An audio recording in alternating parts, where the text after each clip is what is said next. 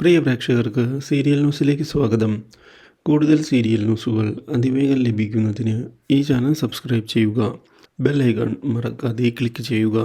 Video ഇഷ്ടമായി എങ്കിൽ like ചെയ്യാൻ മറക്കരുത്. നമ്മുടെ പ്രിയ പരമ്പരയിൽ നിർണായകമായ സംഭവവികാസങ്ങൾ വന്ന് സംഭവിച്ചിരിക്കുകയാണ്.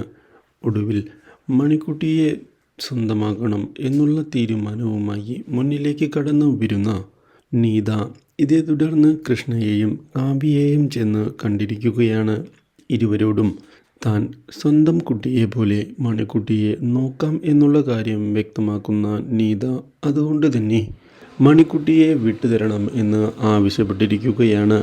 കൈകൂപ്പിക്കൊണ്ടുള്ള നീതയുടെ ആ കരച്ചിൽ കാണുന്നത് കൃഷ്ണയെ ആകെ ഞെട്ടിച്ചു കളയുന്നു.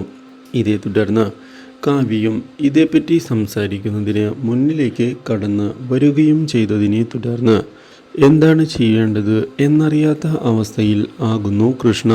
എന്നാൽ മുത്ത് മണിക്കുട്ടിയെ വിട്ടുകൊടുക്കാൻ തയ്യാറാകുന്നുമില്ല.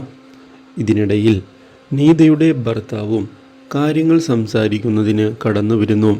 ഇതോടെ തൽക്കാലത്തേക്ക് മണിക്കുട്ടിയെ കാണുന്നതിനും സംസാരിക്കുന്നതിനുമുള്ള അനുവാദം നീതയ്ക്ക് നൽകാൻ അവർ തയ്യാറാവുകയാണ്.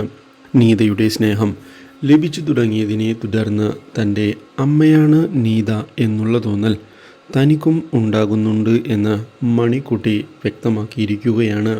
Do like, share and subscribe.